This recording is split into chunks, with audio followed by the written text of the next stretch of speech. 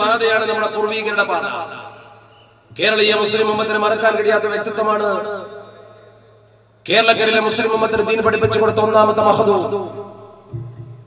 ആ മഖദൂമിന്റെ ചരിത്രം പഠിക്കുമ്പോൾ കാണാം ശൈഖ് സക്കരിയ അൽ അൻസാരി തങ്ങളുടെ ശിഷ്യൻ.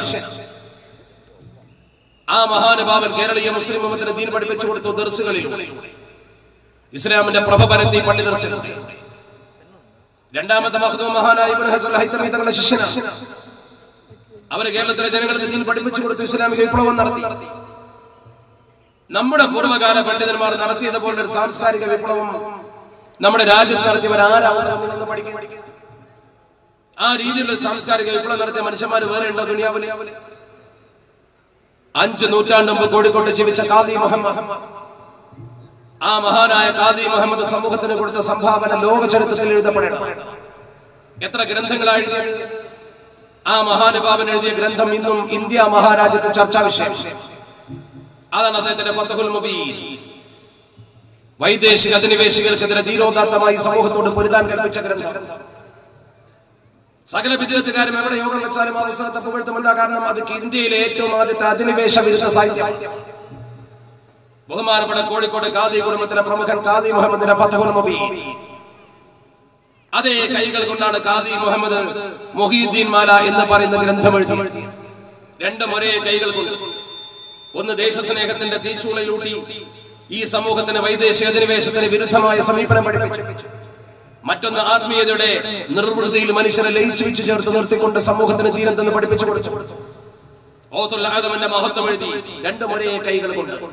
നമ്മുടെ പൊതുസമൂഹം ഒന്ന് സ്വീകരിച്ചു, ഒന്ന് തള്ളി. ആരാണ് അവരോട് ഒന്ന് സ്വീകരിക്കാനും ഒന്ന് തള്ളാനും അവസരം കൊടുത്തത്? മഹാനായ മഖദൂം രണ്ടാമൻ, അതുപോലെ തന്നെ മഖദൂം ഒന്നാമൻ. ആ രണ്ട് മഹത്വങ്ങളെ കുറിച്ച് പഠിച്ചു നോക്കും. ഒന്നാമത്തെ മഖദൂമിന്റെ തഹ്രീദു അഹ്ലുൽ ഈമാൻ. ആ ഗ്രന്ഥം സമൂഹത്തിന് ബ്രിട്ടീഷുകാർ പോർച്ചുഗീസുകാർക്കെതിരെ പൊരുതാൻ പഠിപ്പിച്ച ഗ്രന്ഥമാണ്. പോർച്ചുഗൽ അധിനിവേശത്തിനെതിരെ സമൂഹത്തെ പൊരുതാൻ പഠിപ്പിച്ച ഗ്രന്ഥം. ആ ഗ്രന്ഥം പൊതുസമൂഹം സ്വീകരിച്ചു. അതേ കൈവിരലുകൾ കൊണ്ട് മഖദൂം ഒന്നാമൻ പണിപ്പട്ടെഴുതിയ ഗ്രന്ഥമാണ് ബഹുമാനപ്പെട്ട നമ്മളൊക്കെ ആദരിക്കുന്ന ആ മഹത്തായ മൗലിദ് ഗ്രന്ഥം എന്ന് പറയുന്ന മങ്കൂസ് മൗലിദ്. മങ്കൂസ് മൗലിദ് എഴുതിയതും ഒരു കൈ കൊണ്ട്, തഹ്രീദ് എഴുതിയതും ഒരു കൈ കൊണ്ട്.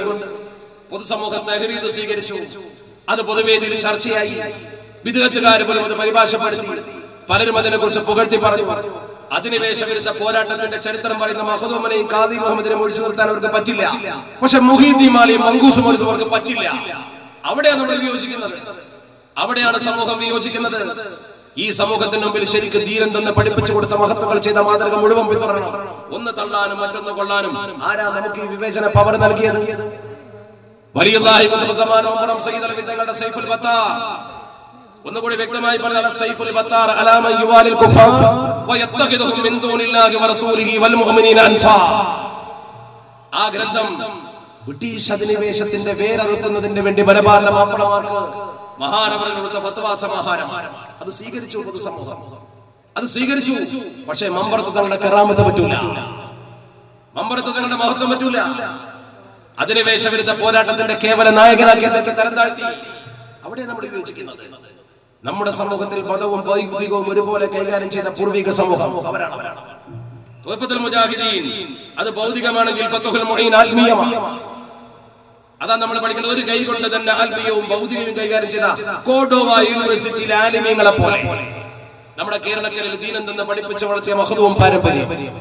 ആ മഹദൂം പാരമ്പര്യം പഠിച്ചു പകർത്തിയ മഹാന്മാരായ കേരളത്തിലെ പണ്ഡിത പാരമ്പര്യം. അതിന് വിരുദ്ധം പ്രവർത്തിച്ചു ചില ആളുകൾ. അവർ പറഞ്ഞു മനുഷ്യന്മാരെ കൊന്നാണ്. അവിടെയാ സമത്വ വിയോജിച്ചത്. അവിടെയാണ് വിയോജിച്ചത്. നമ്മുടെ സമൂഹത്തിൽ നിലനിൽക്കുന്ന പ്രവണതകളെ കുറിച്ച് നമ്മൾ ഓർക്കണം. ആളുകളൊക്കെ ഒരുപോലെയാണെന്നുള്ള ധാരണ ജനങ്ങൾക്കിടയിൽ പരത്തി.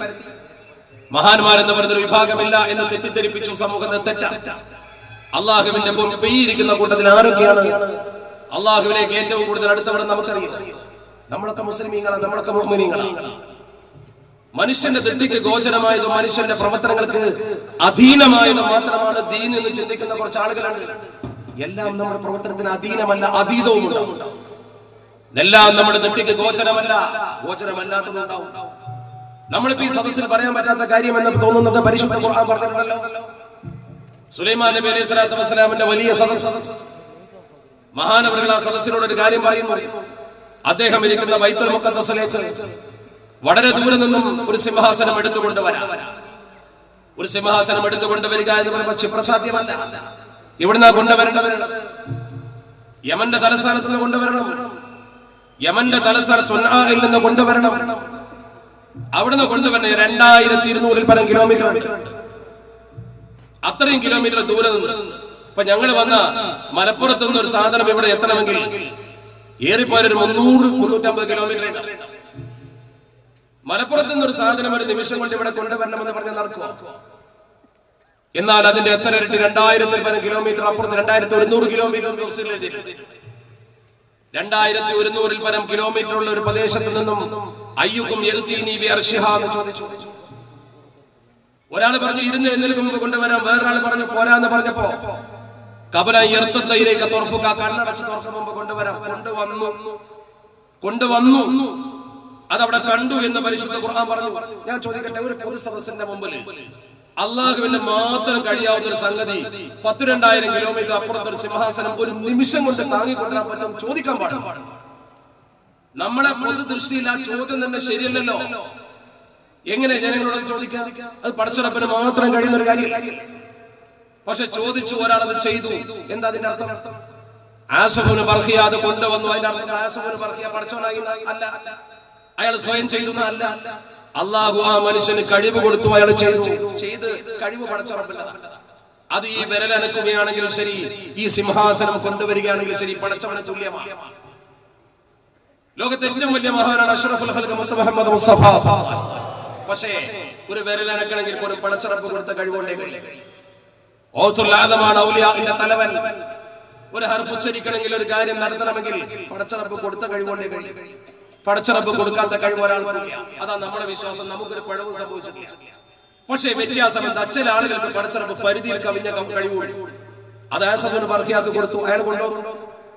നമുക്ക് അത്ര തന്നിട്ടില്ല. കൊടുക്കുന്ന കഴിവുകളിൽ വ്യത്യസ്തത ഉണ്ടാകുന്ന അർത്ഥം. അല്ലാഹു റബ്ബുൽ ഇസ്സത്ത് നമ്മുടെ ദൃഷ്ടിക്ക് ഗോചരമല്ലാത്ത പലതും ചെയ്യിക്കും. ഖുബൈബ് റളിയല്ലാഹു തആല ഇവനെ തൂക്കിലേറ്റാൻ പോവാൻ അതിന്റെ മുന്നോടിയായി തടവിലിടപ്പെട്ടു. തടവിൽ കിടക്കുന്ന ഖുബൈബ് റളിയല്ലാഹു തആല ഇവനെ പിറ്റേ ദിവസം പ്രഭാതത്തിൽ തടവിൽ ആരെ വീട്ടിലാണോ, ഹാരിസിന്റെ വീട്ടിലാണ്. ഹാരിസിന്റെ മകള് കാണുന്നു. മകള് പറയുന്നു, ലഖദ റഅയ്തുഹു യഅകുലു മിൻ ഖിതഫി നബിൻ. മനോഹരമായ മുന്തിരി ഇങ്ങനെ തിന്നുന്നത് ഞാൻ എന്റെ കണ്ണുകൊണ്ട് കണ്ടു. ആ പെണ്ണ് 2 പോയിന്റ് ഉദ്ധരിച്ചു. എന്താണ്? വമാ ബി മക്കത യൗമഇദിൻ സമറത്തുൻ. അക്കാലത്ത് മക്കയിൽ അങ്ങനത്തെ ഒരു പഴം കിട്ടൂല, ഇല്ല കൃഷി. ഇനി ഉണ്ടെങ്കിൽ തന്നെ വഹുവ മുവഫഖുൻ ബിൽ ഹദീദ്. അയാൾ ബന്ധനത്തിലാണ്, ഇരുമ്പിന്റെ ചങ്ങലയിൽ. പിന്നെ എവിടുന്ന് കിട്ടാനാ? ഒരിക്കലും കിട്ടൂലല്ലോ. അങ്ങനെ സംഭവം നടക്കൂല. അതുകൊണ്ട് ആ പെണ്ണ് തന്നെ പറഞ്ഞു, വമാ കാന ഇല്ലാ റിസ്ഖുൻ റസഖഹുല്ലാഹ്. അത് പടച്ചോൻ നേരിട്ട് കൊടുത്ത റിസ്കാണെന്ന് പെണ്ണ് പറയാം. അങ്ങനെ പടച്ചോൻ ഒരു മുന്തിരിന്റെ കൊലയിട്ട് ഇങ്ങനെ ഒന്നാണ് തറവായിക്കാൻ പോയി. എങ്ങനെയാണ് സംഗതി? അത് നമ്മുടെ ദൃഷ്ടിക്ക് ഗോചരല്ല, ചിന്തക്ക് അതീതമാണ്. അല്ലാഹു റബ്ബുൽ ഇസ്സത്തിന് ഇഷ്ടപ്പെട്ടവർക്ക് അങ്ങനെ കൊടുക്കും. എന്താ പരിശുദ്ധ ഖുർആൻ തന്നെയല്ലേ? മറിയം ബിവിയെ പൂട്ടിട്ട റൂമിലേക്കല്ലേ വജദ ഇൻദഹാ റിസ്ഖാ. റിസ്ക് കണ്ടല്ലോ. ആ റിസ്ക് ശരിക്കും അവിടെ കണ്ടു. ആ റിസ്ക് ശരിക്ക് കാണുക മാത്രമല്ല, അന്നാലക്കി ഹാദ, എവിടുന്നാ മറിയമേ ഇതെന്ന് ചോദിച്ചു. അത് ചോദിച്ചപ്പോ മറിയം ബി പറഞ്ഞു, ഹോമിൻ എന്തില്ല, പടച്ചോൻ തന്നതാണ്. അതെങ്ങനെ? അടച്ചിട്ട മെഹ്റാബ് പടച്ചോൻ മുന്തിരിക്കൊലയിട്ട് ഇങ്ങനെ വരും. ടെൻഷൻ ആവുന്ന ടെൻഷൻ ആയിക്കോട്ടെ. പക്ഷെ ഖുർആൻ അങ്ങനെ പറഞ്ഞു. ഈ ഒരു ആശയം ഇവിടെ നിലനിർത്തണമെന്ന് സമസ്ത കേരള ജമിയത്തുൽ ഉലമ പറഞ്ഞതിനപ്പുറം ഒരു അന്ധവിശ്വാസം പുലർത്തണമെന്ന് സമസ്ത പറഞ്ഞിട്ടില്ല. ഖുർആനും സുന്നത്തും എന്ത് പറയുന്നു അത് നിർത്തണമെന്നേ സമസ്ത പറഞ്ഞതിനപ്പുറം ഒന്നും സമസ്ത പറഞ്ഞിട്ടില്ല. അള്ളാഹുവിന്റെ ഭൂമിയിൽ പല മനുഷ്യന്മാരുണ്ടാവും. കൽബ് ശുദ്ധീകരിച്ച് ദിക്ർ കൊണ്ടും സ്വലാത്ത് കൊണ്ടും നന്മ കൊണ്ടും കൽബ് ശുദ്ധീകരിച്ച മനുഷ്യന്മാരുണ്ടാവും. ആ മനുഷ്യന്മാരെ കൽബ് കൊണ്ട് ചിലപ്പോൾ ചില കാര്യങ്ങൾ നോക്കിയാൽ കാണും. ഇദാ ഖുദിഫൻ നൂറു ഫീ ഖൽബി അബ്ദിൻ ഇൻഫസഹ വൻശറഹ. ഒരു മനുഷ്യന്റെ കൽബിലേക്ക് പടച്ചറപ്പിന്റെ പ്രകാശനം കടന്നാൽ, ആത്മീയ പ്രകാശം കടന്നാൽ കൽബിനെ വികസിക്കാൻ നോക്കിയാൽ പലതും കാണും. ഏതുപോലെ? നമ്മുടെ സാധാരണ ജനലിന്റെ ഗ്ലാസിലൂടെ നോക്കിയാൽ കാണാത്തത് മൈക്രോസ്കോപ്പിന്റെ ഗ്ലാസിലൂടെ കാണുന്ന പോലെ നമ്മുടെ ഹൃദയവും അവരുടെ ഹൃദയവും, ഹൃദയം എന്ന പേരിലുള്ള കൽബ് ഗ്ലാസ്. അതുകൊണ്ട് മഹത്തുക്കൾ പറഞ്ഞു, ലാ തുഖാസു, നിങ്ങൾ ഒരിക്കലും ഖിയാസാക്കപ്പെടൂല, നിങ്ങൾ ഖിയാസാക്കാൻ പറ്റൂല. സുജാജുൻ നാഫിദതി ബിസുജാജിൽ മുജ്ഹിരി. ജനലിന്റെ ഗ്ലാസിനെ മൈക്രോസ്കോപ്പിന്റെ ഗ്ലാസിനെ തുല്യപ്പെടുത്തണ്ട. മൈക്രോസ്കോപ്പിന്റെ ഗ്ലാസിലൂടെ നോക്കിയാൽ അണുക്കളെ പോലും കാണും. ജനലിന്റെ ഗ്ലാസിലൂടെ നോക്കിയാൽ അത് കാണൂല. രണ്ടും ഗ്ലാസ് എന്ന കുടുംബത്തിൽ ഒന്നാണ്. അതുകൊണ്ട് കൽബ് ശുദ്ധീകരിച്ച മഹത്വങ്ങൾ ഉണ്ടാകും. അവർ നോക്കിയാൽ പലതും കാണും.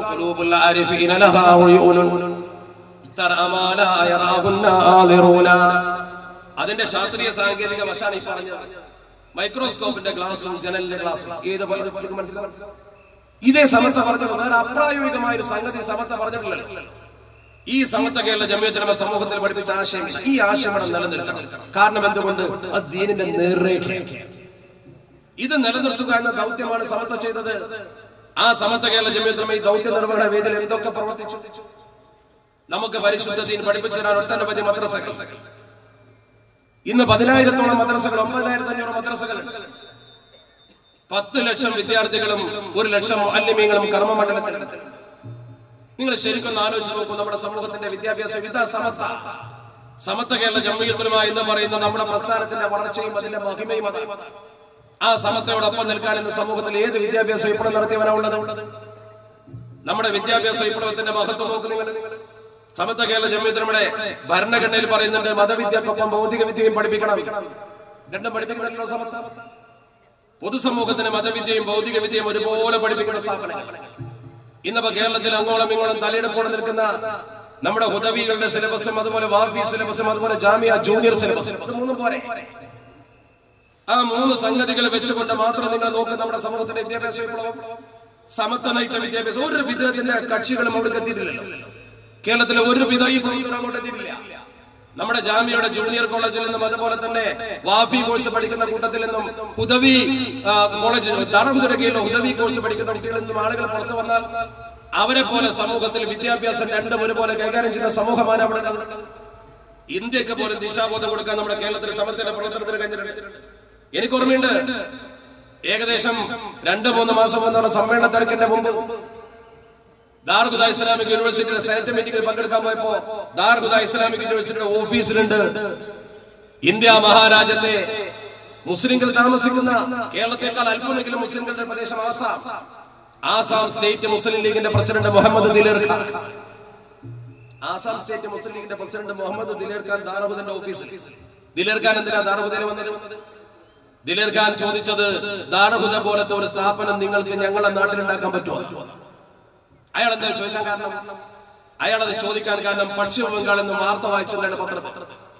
പശ്ചിമ ബംഗാളിൽ അസക്കീന എഡ്യൂക്കേഷണൽ ആൻഡ് ചാരിറ്റബിൾ ട്രസ്റ്റിന്റെ ആഭിമുഖ്യത്തിൽ 2006-ൽ 20 ഏക്കർ സ്ഥലം ദീനിന് വേണ്ടി വഖഫ് ചെയ്തു ഒരു നല്ലവനായ ദീനി സ്നേഹി തായ്ലൻഡിലെ തായ്പേയിൽ ലാബ് ടെക്നീഷ്യനായി ഡാബ് സയന്റിസ്റ്റായി ജോലി ചെയ്യുന്ന മുൻകിർ ഹുസൈൻ 20 ഏക്കർ സ്ഥലം വഖഫ് 2006-ൽ വഖഫ് ചെയ്തിട്ട് 2010 വരെ ഒരു ചുക്കും ചെയ്യാൻ പറ്റില്ല. അവസാനം അവിടുത്തെ പ്രമുഖ മുസ്ലിം നേതാവ് ഷഹീർ ഷാ ജഹാംഗീറുമായി ബന്ധപ്പെട്ട് അയാൾ തന്നെ രാഷ്ട്രീയ ബന്ധം ഉപയോഗപ്പെടുത്തിക്കൊണ്ട് കേരളത്തിലേക്ക് വന്നു. പാണക്കാട് സയ്യിദ് ഹൈദരലി ശിഹാബ് തങ്ങളെ കണ്ടു. ദാറുൽഹുദയിൽ ചെന്ന് പോയി ഈ 20 ഏക്കർ സ്ഥലത്തിന്റെ ആധാരം ദാറുൽഹുദക്ക് തരാമെന്ന് പറഞ്ഞു. ദാറുൽഹുദക്ക് അതിന്റെ രേഖ എഴുതി കൊടുക്കാമെന്ന് പറഞ്ഞു. നിങ്ങൾ ഞങ്ങൾക്ക് സ്ഥാപനം ഉണ്ടാക്കി തന്നാൽ മതി. രേഖകൾ പരിശോധിച്ചു, സ്ഥലം ഏറ്റെടുത്തു. സയ്യിദ് ഹൈദരലി ശിഹാബ് തങ്ങൾ പോയി തറക്കല്ലിട്ടു. പശ്ചിമ ബംഗാളിലെ മുസ്ലിം ഭൂരിപക്ഷ പ്രദേശത്ത് നല്ല ഒരു കോളേജ് ഉയർന്നു വരുന്നു. അസ്മലികതയും കണ്ടുകൊണ്ടാണ് അവരിങ്ങോട്ട് കേരളത്തിലേക്ക് വന്നത്. അങ്ങ് കാശ്മീരിൽ നിന്ന് 10 കുട്ടികളെ കൊണ്ടുവന്ന് പഠിപ്പിക്കുന്നു എന്ന പേരിൽ നാട് മുഴുവൻ പിരിവെടുക്കുകയും സ്വാഭാവിക. അതാണ് നമ്മുടെ സമൂഹത്തിൽ ഇപ്പൊ നടക്കുന്നത്. നമ്മൾ ചെയ്യുന്നതൊന്നും പ്രചരിപ്പിക്കുന്നില്ല. പ്രചരിപ്പിക്കേണ്ട ആവശ്യമില്ല. നമ്മൾ ചെയ്യുന്നൊന്നും പ്രചരിപ്പിക്കുന്നില്ല. അവർ ചെയ്യുന്ന ഒക്കെ പ്രചരിപ്പിക്കാൻ പറ്റൂല. വളരെ ഗൗരവത്തോടെ നമ്മൾ മനസ്സിലാക്കേണ്ട കാര്യമാണ്. നമ്മുടെ സമൂഹത്തിൽ ശരിക്കും ദീനീ പ്രവർത്തനങ്ങൾക്ക് ചുക്കാൻ പിടിക്കുന്ന നമ്മുടെ സ്ഥാപനങ്ങൾ. ഇപ്പൊ ഹുദവി കോഴ്സ് കഴിഞ്ഞ കുട്ടികൾ, അതുപോലെ തന്നെ വാഫി കോഴ്സ് കഴിഞ്ഞ കുട്ടികളെ നോക്ക് നിങ്ങൾ. അവർ ഡിഗ്രിയും PGയും PhDയും എടുത്തു. അപ്പൊ ഇതുപോലത്തെ ഒരു സദസ്സിൽ ഇരുന്നാൽ തലപ്പാ വെച്ച താടി വെച്ച ഡിഗ്രിയും PhDയും ഉള്ള കുട്ടികളുണ്ട്. ഡിഗ്രിയും PGയും PhDയും ഒക്കെ ഉള്ള കുട്ടികൾ. ആ രീതിയിലൊരു വിദ്യാഭ്യാസ വിപ്ലവം നമ്മുടെ കേരളത്തിൽ സമസ്ത നടത്തിയില്ലേ? ആ വിദ്യാഭ്യാസ വിപ്ലവത്തിന്റെ ചുക്കാൻ പിടിക്കാൻ സമസ്ത കേരള ജമിയത്തുലമക്ക് കഴിഞ്ഞത്. എന്തേ നമ്മൾ ഇവിടെ എത്താൻ കാരണം